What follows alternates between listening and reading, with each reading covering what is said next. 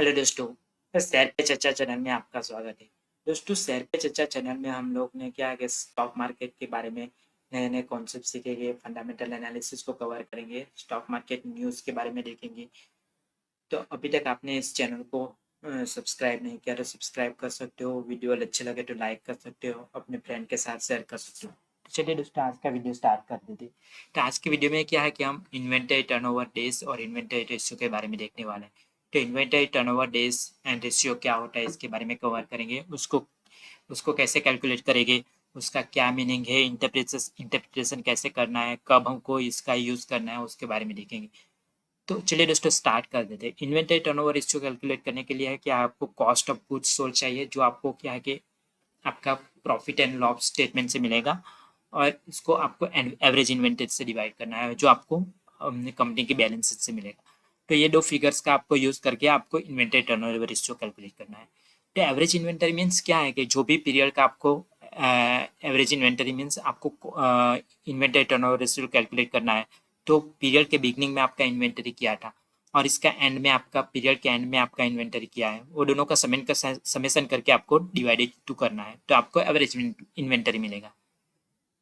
और inventory turnover days कैसे calculate होता है, तो इन्वेंटरी टर्नओवर रेशियो को आप जो है ना 365 को आपको इन्वेंटरी टर्नओवर रेशियो से डिवाइड करना है, तो आपको इन्वेंटरी टर्नओवर डेज मिलेगा। तो ये आपका एक फॉर्मूला है, उसको आप कैसे इंटरप्रिटेशन करना है वो हम एक एग्जांपल से भी देखेंगे। तो सपोज आप कुछ प्रोडक्ट मैन्युफैक्चरिंग, सपोज आप शूज़ मैन्युफैक्चरिंग करने का काम कर रहे हो, तो इसमें आपको क्या रॉ मटेरियल चाहिए, जैसे कि लेदर, फैब्रिक ने वो सब आपको रॉ मटेरियल चाहिए। तो आप क्या है कि सप्लायर से आप रॉ मटेरियल ऑर्डर करोगे। तो सप्लायर से 1 जन को आप रॉ मटेरियल ऑर्डर कर रहे हो सपोज। तो सप्लायर क्या है कि आपको रॉ मटेरियल डिलीवर करेगा, जैसे कि 1 फेब को आपको वो ऑर्डर डिलीवर कर रहा है। तो इसके बाद क्या आप क्या इंस्पेक्शन करोगे, क्वालिटी चेक करोगे, उसके बाद क्या है कि आप सप्लायर को 15 फेब को आप पेमेंट कर दोगे। इन पैरेलल आपका मैन्युफैक्चरिंग भी चलता रहेगा। बट 15 फेब को आप जो है ना सप्लायर को जो भी ऑर्डर डिलीवर हुआ था ना उसका आप अमाउंट्स, आपको जो भी अमाउंट्स पेमेंट करना है ना वो पे कर दोगे। आपका मैन्युफैक्चरिंग चलता रहता है, उसमें से आपका कुछ प्रोडक्ट मैन्युफैक्चरिंग हो जाता है, कुछ अंडर मैन्युफैक्चरिंग है। तो 1 अप्रैल को जो भी आप कस्टमर को ऑर्डर डिलीवर करना है ना उसका सब मैन्युफैक्चरिंग हो जाता है। तो 1 अप्रैल को आप कस्टमर को डिलीवर कर देते हो प्रोडक्ट। तो कस्टमर क्या करता है अपने एंड पे सब ऑर्डर रिसीवर करता है, बाद में क्वालिटी चेक करता है, इंस्पेक्शन करता है, उसके बाद आपको पेमेंट करता है 1 मई को। तो यहाँ पे जो हमने देखा ना उसमें 1 जनवरी से 15 फेब तक जो भी कस्टम सप्लायर ने ऑर्डर डिलीवर किया, उसके बाद उसको 15 फेब को उसको पैसा मिला। तो वो जो 1 जन से 15 फेब तक का जो टाइम है ना उसको क्रेडिटर डेज और क्रेडिटर टर्नओवर रेशियो के बारे में मीन्स क्रेडिटर डेज उसके, वो हमारा क्रेडिटर डेज हुआ। तो वो हम क्रेडिटर टर्नओवर रेशियो कैसे कैलकुलेट होता है, क्रेडिटर डेज कैसे कैलकुलेट हो रहा है, उसके अपकमिंग वीडियो में हम देखेंगे। और जो ऑर्डर डिलीवर हुआ, जैसे रॉ मटेरियल का ऑर्डर डिलीवर हुआ 1 फेब को, और इसके बाद मैन्युफैक्चरिंग हुआ, मैन्युफैक्चरिंग होने के बाद सब प्रोडक्ट मैन्युफैक्चरिंग हुआ हमारा 1 अप्रैल तक। तो 1 फेब से 1 अप्रैल तक का जो टाइमिंग पीरियड है ना, जब हमने प्रोडक्ट का मैन्युफैक्चरिंग किया, वो इन्वेंटरी टर्नओवर डेज माना जाएगा। तो ये इन्वेंटरी टर्नओवर डेज होगा आपका। और आपने ऑर्डर डिलीवर किया कस्टमर को, कस्टमर ने इंस्पेक्शन किया, बाद में उसको आपका पैसा जो भी ऑर्डर का था उसको पेमेंट किया। तो 1 अप्रैल से 1 मई तक का जो टाइमिंग है ना वो डेटर डेज होगा। तो ये सब क्रेडिटर डेज क्या है, इन्वेंटरी टर्नओवर इन्वेंटरी डेज क्या है और डेटर डेज क्या है वो हमने देखा। बट हम डिटेल में कैसे हम कैलकुलेट करेंगे, बैलेंस शीट से, इनकम स्टेटमेंट से कैसे कैलकुलेट करना है, सब रेशियोज एंड डेज कैसे कैलकुलेट करना है, हम अपकमिंग वीडियो में देखेंगे। आज हम जो है ना इन्वेंटरी डेज क्या है उसके बारे में देखेंगे। तो सपोज आपका एक शूज़ मैन्युफैक्चरिंग का कंपनी है, उसमें आपने कंपनी कब कब से स्टार्ट किया, 1 अप्रैल 2021 से स्टार्ट किया। तो आपका प्रोडक्ट क्या था, शूज़। तो शूज़ का आपने सेलिंग प्राइस रखा था 200 रुपीज़ पर शूज़, और इसका कॉस्ट प्राइस क्या, आपने शूज़ बनाने का कॉस्ट कितना हुआ, 100 रुपीज़। तो आप फाइनेंशियल ईयर 21-22 में टोटल शूज़ आपने कितना मैन्युफैक्चर किया, 40 शूज़ मैन्युफैक्चर किया। बट ऐसा जरूरी नहीं कि जो भी मैन्युफैक्चर किया वो सब बिक जाएगा। तो उसमें से 20 शूज़ आपका बिका। उसका सेलिंग प्राइस सेल्स कितना हुआ 20 इंटू 200 पर शूज का सेलिंग प्राइस कितना था 200 तो 20 इंटू 200 तो आपका 4000 का सेल्स हुआ। वो 20 शूज बनाने का खर्चा कितना हुआ आपको 100 रुपीज़ का पर शूज का कॉस्ट कितना हुआ 100 रुपीज़ एंड टोटल शूज कितना था 20 इंटू 100 2000 का आपका कॉस्ट हुआ। सो 2000 का आपका कॉस्ट हुआ शूज बनाने का और आपका सेल्स हुआ 4000 का और 20 शूज अपना बिका नहीं है जो फाइनेंशियल ईयर 2021 22 के एंड में। सो फाइनेंशियल ईयर जो 22 वाला है ना उसमें आपका 20 क्वांटिटी बिका नहीं तो 20 क्वांटिटी जो नहीं बिका उसका आपका कॉस्ट कितना हुआ 20 इंटू 100 2000 का। अभी नेक्स्ट साल आपका हो इसमें क्या है कि फाइनेंशियल ईयर 2020 22 23 आया तो उसमें जो ये आपका नहीं बिका है ना वो भी आपको उसमें ही अगले साल बेचना है। तो आपका टोटल 20 शूज यहाँ पे पड़ा था और नए शूज आपने बनाए 30 तो 20 इंटू 20 प्लस 30 टोटल कितना हुआ शूज आपके पास 50 शूज तो 50 शूज आपको बेचना है जो फाइनेंशियल ईयर 23 में बट 50 में से आप 40 शूज ही बिक पाए तो 40 का आपका सेलिंग प्राइस कितना हुआ 8000 40 इंटू 200 8000 एंड 40 शूज बनाने में आपको खर्चा कितना हुआ 40 इंटू 100 का 4000 का खर्चा हुआ आपको।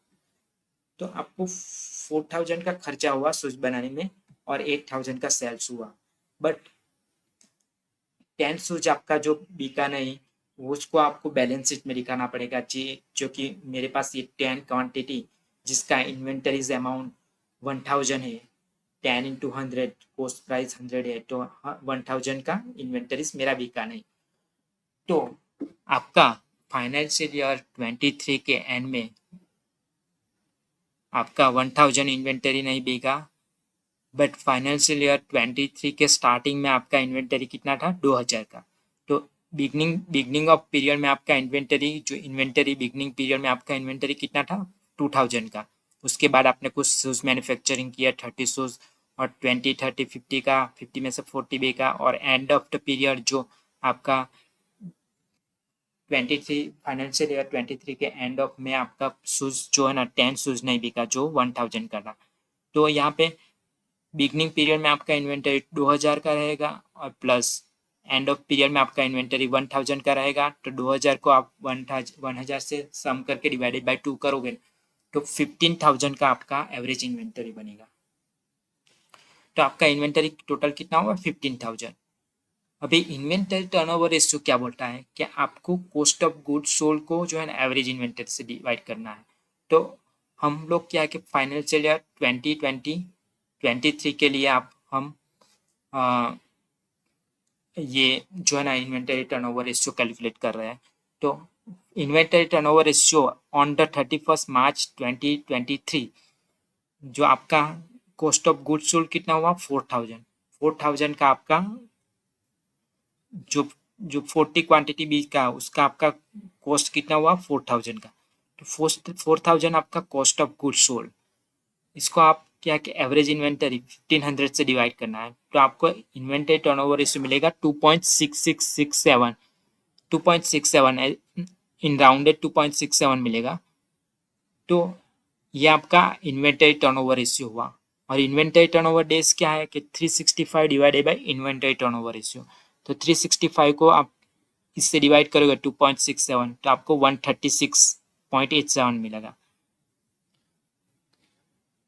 तो आपको 365 को ये 2.67 से डिवाइड करना है तो आपको 136.87 मिलेगा। तो आपका इन्वेंटरी टर्नओवर रेशियो हुआ 2.67 और इन्वेंटरी टर्नओवर डेज मिला 136.8। तो इसका इंटरप्रिटेशन क्या होता है कि इन्वेंटरी टर्नओवर रेशियो 2.67 मीनिंग कि ऑन एन एवरेज आप जो है ना 1500 अमाउंट ऑफ इन्वेंटरी आप साल में क्या है कि 2.67 टाइम बाद जो बेच रहे हो 2.67 टाइम बेच रहे हो on an average 1500 amount of inventory आप साल में 2.67 टाइम बेच रहे हो। और इसका मीनिंग क्या होता है इन्वेंटरी टर्नओवर डेज का 1500 of inventory 1500 amount of inventory बेचने के लिए आपको कितना टाइम लग रहा है 136.87 तो 136 डे 0.8 डेज में आपने कितना अमाउंट ऑफ इन्वेंटरी बेचा 1500 बाद में 136.87 में आपने फिर से 1500 अमाउंट ऑफ इन्वेंटरी बेचा बाकी बचे डिट में आपने कितना 15 प्लस 15 3000 प्लस 1000 का बाकी बचे दिन में आपने बेचा तो टोटल 4000 ऑफ इन्वेंटरी आपने पूरे साल में बेचा बट 136 डेज में आपने 1500 में बेचा 1500 अमाउंट ऑफ इन्वेंटरी बेचा बाद में और आगे 136.8 डेज में आपने 1500 अमाउंट ऑफ इन्वेंटरी बेचा और बाकी बचे दिन में आपने जो है ना साल में जो बाकी बचे दिन में आपने 1000 का इन्वेंटरी बेचा टोटल पूरे साल में आपका 4000 का इन्वेंटरी बेचा बट जो 1500 ऑफ अमाउंट ऑफ इन्वेंटरी बेचने में आपको कितना साल में कितनी बार बेच रहे हो आप 2.67 टाइम बेच रहे हो तो उसका इन्वेंट मीन्स वो इन्वेंटरी टर्नओवर रेशियो और इन्वेंटरी टर्नओवर डेज हुआ तो हमारे पास एक दो एग्जांपल भी है जैसे एशियन पेंट का एग्जांपल है तो इसका मैंने यहाँ पे फिगर्स डाल के रखा है फाइनेंशियल ईयर 17-18 से 22-23 तक का फिगर्स मेरे पास है तो यहाँ पे मैंने इन्वेंटरीज निकाला है और एवरेज इन्वेंटरीज निकाला है कॉस्ट ऑफ गुड्स सोल्ड तो इन्वेंटरीज आपको कहाँ से मिलेगा तो आपको क्या है कि उसके लिए आपको कंपनीज का जो एनुअल रिपोर्ट है ना उसके अंदर आपको बैलेंस शीट में आपको इन्वेंटरी मिल जाएगा तो यहाँ पे मैं एशियन पेंट का जो है ना वो इसका मैं एनुअल स्टेटमेंट आपको दिखा देता हूँ उसमें से आपको मिल जाएगा वहाँ पे कैसे कैसे कहाँ से लेना है वो हम देख लेते एक बार तो यहाँ पे मैं उसका एनुअल स्टेटमेंट में जाता हूँ एनुअल रिपोर्ट में ये 2023 का मैं लेता हूँ तो यहाँ पे 2023 में आप देख सकते हो ना तो यहाँ पे मेरे पास बैलेंस शीट रहेगा यहाँ पे consolidated statement of profit and loss है ये वाला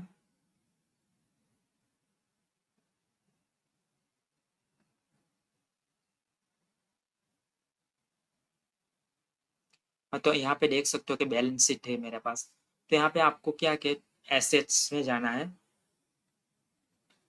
तो यहाँ पे एसेट्स में आपको इन्वेंटरी मिलेगा इन्वेंटरीज में आप देखोगे ना तो यहाँ पे 6210.6 है 2023 का और इसके आगे का साल का 2022 का 6152 है तो यहाँ पे हमारे एग्जाम्पल में जाएगी ना तो यहाँ पे देखोगे ना आप तो 2023 का 6211 है 6152 इन राउंडेड 6153 जो आपका अगले साल का था तो आपका ये इन्वेंटरी मिलेगा तो इसको एवरेज कैसे करना है तो ये दोनों का सम करोगे डिवाइडेड बाई 2 करोगे ना तो आपको ये मिलेगा ये दोनों को सम करोगे डिवाइडेड बाई 2 करोगे ना तो ये आपको मिलेगा ये दोनों का सम करोगे ना डिवाइडेड बाई 2 करोगे ना तो ये मिलेगा वैसे ये दोनों का सम करोगे ना 6153 प्लस 6211 डिवाइडेड बाई 2 करोगे ना 6182 मिलेगा तो ये आपको एवरेज इन्वेंटरी ऐसे मिलेगा और स्क्रीनर में भी आपको यहाँ पे से क्या है कि वो कंपनी का बैलेंस शीट है ना उसमें से मिल जाएगा अदर एसेट्स में जाओगे ना आपको तो यहाँ पे इन्वेंटरी मिल जाएगा जो 62116153 है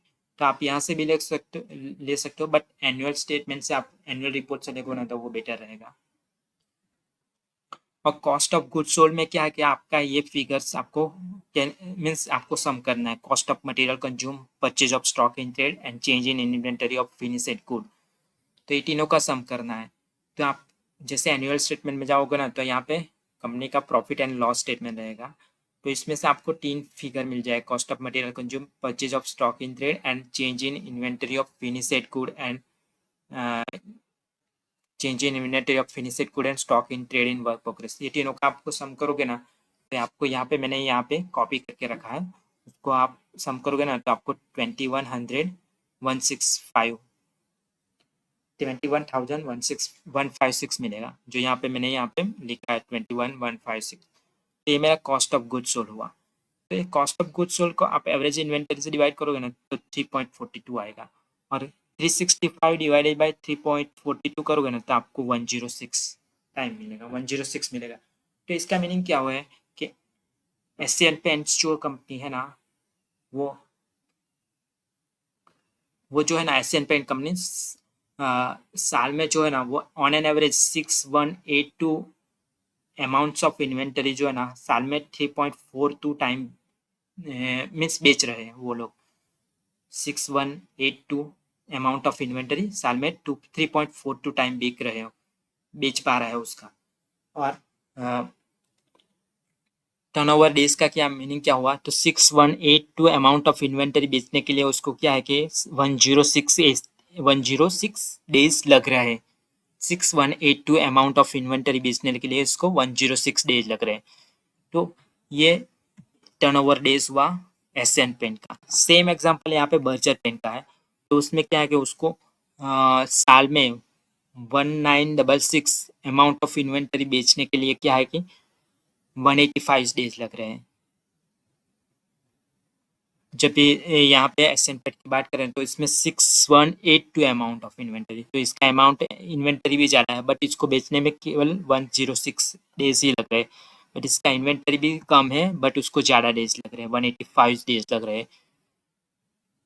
तो इसका इन्वेंटरी टर्नओवर रेशियो भी कम हो गया क्योंकि एशियन पेंट्स जो है ना उसका लॉजिस्टिक भी ज़्यादा है, उसका डिस्ट्रीब्यूशन नेटवर्क भी ज़्यादा है, तो उसका माल जल्दी बिक जाता है कंपेयर टू बर्जर पेंट। तो उसके लिए इसका इन्वेंटरी टर्नओवर रेशियोज जो है ना कम आता है। आई मीन इसका इन्वेंटरी टर्नओवर रेशियोज ज़्यादा है, in short inventory turnover days कम है उसका। तो रेशियो ज़्यादा रहेगा इन्वेंटरी टर्नओवर रेशियो, तो आपका टर्नओवर डेज कम रहेगा क्योंकि आप 365 को टर्नओवर रेशियो से डिवाइड करोगे। तो आपका जैसे टर्नओवर रेशियो ज़्यादा रहेगा तो टर्नओवर डेज कम रहेगा। तो इसके बाद सामने हम एवेन्यू सुपरमार्ट की बात करें। तो एवेन्यू सुपरमार्ट क्या करता है, तो यहाँ पे क्या है कि आपको ऑन एन एवरेज 2.2495 जो अमाउंट ऑफ इन्वेंटरी रहता है ना उसको बेचने में आपको 34 डेज ही लग रहे हैं। क्योंकि एवेन्यू सुपरमार्ट क्या करता है, एक रिटेल चेन है, उसका क्या है कि जल्दी माल बिक जाता है, फटाफट माल बिकता है और फटाफट माल वो क्या है कि डिस्ट्रीब्यूट भी कर देते हैं। तो I mean distribute means already customer जल्दी परचेज कर ले, मीन्स वो उसका माल जल्दी बिक जाता है, तो उसका टर्नओवर रेशियो भी ज़्यादा रहेगा। मल्टीपल वो लोग रोल आउट करोगे, इन्वेंटरी को रोल आउट कर देंगे, मीन्स साल में वो लोग क्या है कि 10 से 11 बार अपना इन्वेंटरी रोल आउट करते हैं। तो जितनी बार ज़्यादा बार रोल आउट होगा तो आपका टर्नओवर डेज भी, इन्वेंटरी टर्नओवर डेज भी कम रहेगा आपका। तो यहाँ पे मैंने कुछ इंडस्ट्री वाइज जो है ना एवरेज टर्नओवर रेशियो यहाँ पे डाला है। जैसे फाइनेंशियल है 48, सर्विस में 28 है, ट्रांसपोर्टेशन में 14, जैसे रिटेल बात करें हम डीमार्ट की जिसमें 10.86, जैसे यहाँ पे 10.86 है एवरेज। और इसके अंदर नीचे जाए तो हमारा पास एनर्जी कंज्यूमर 8.2 और बेसिक मटेरियल में 6.7 है, कंज्यूमर नॉन साइक्लिक में 6.7। तो यहाँ पे आप देख सकते हो कि इन्वेंटरी रेशियो जो है ना सेक्टर वाइज अलग रहता है।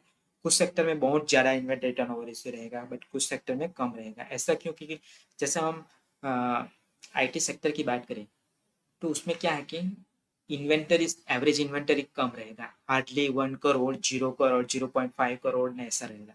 तो हमारे पास क्या है कि इन्वेंटरी टर्नओवर रेशियो कैलकुलेट में करने में क्या दो चीज़ें हैं, cost of goods sold, average inventory. जो ये चीज़ एवरेज इन्वेंटरी कम रहेगा तो आपका क्या है कि टर्नओवर रेशियो ज़्यादा बढ़ेगा। जितना ये कम तो ये टर्नओवर रेशियो ज़्यादा बढ़ेगा, और जैसे ये ज़्यादा रहेगा कॉस्ट ऑफ गुड्स सोल्ड तभी भी ये टर्नओवर रेशियो आपका ज़्यादा बनेगा। बट आईटी सेक्टर में क्या है कि एवरेज इन्वेंटरी जो है ना बहुत कम रहता है, तो इसके हिसाब से आपका क्या कॉस्ट ऑफ गुड्स सोल्ड तो रहेगा आपका बट एवरेज इन्वेंटरी कम रहेगा। तो एवरेज इन्वेंटरी कम रहेगा तो आपका टर्नओवर रेशियो ज़्यादा रहेगा। इसलिए जो सर्विस सेक्टर वाली जो कंपनी रहती है ना आईटी सेक्टर वाली, उसमें आपको इन्वेंटरी टर्नओवर रेशियो ज़्यादा दिखेगा। तो एक चीज़ हुई। और जब भी आपको इन्वेंटरी टर्नओवर रेशियो रखना है तो आपको सेम सेक्टर वाली कंपनी में ही कंपेयर करना है। जैसे सब रिटेल सेक्टर वाली कंपनी, आई मीन सब रिटेल सेक्टर वाली में जैसे एवेन्यू सुपरमार्ट, इसके कंपेरेटर वाले जो भी कंपनी है ना वो रिटेल सेक्टर में, उसको ही कंपेयर करना है सेम इंडस्ट्री में आई मीन। और दूसरी एक चीज़ के कुछ कंपनीज ऐसी भी करती है कि उसका इन्वेंटरी टर्नओवर रेशियो ज़्यादा दिखेगा। वो केसेस में ऐसा भी हो सकता है कि कंपनी अंडर स्टॉकिंग करती है। अंडर स्टॉकिंग मीन्स आपका एवरेज इन्वेंटरी कम रहेगा और बट आपका कॉस्ट ऑफ गुड्स सोल्ड ज़्यादा है। ऐसा कैसे हो सकता है? जैसे सपोज कंपनी ने क्या है कि बहुत कम इन्वेंटरी बना, मीन्स उसका स्टॉक करके रखा है और उसका स्टॉक जल्दी खत्म हो जाता है, तो क्या है कि at the end of year उसका इन्वेंटरी जो है ना बैलेंस में बचता है ना, बहुत कम बचता है। और बिगनिंग में भी कंपनी का बिगनिंग बिगनिंग पीरियड में भी इन्वेंटरी कम रहेगा, तो एवरेज इन्वेंटरी का बहुत कम आएगा।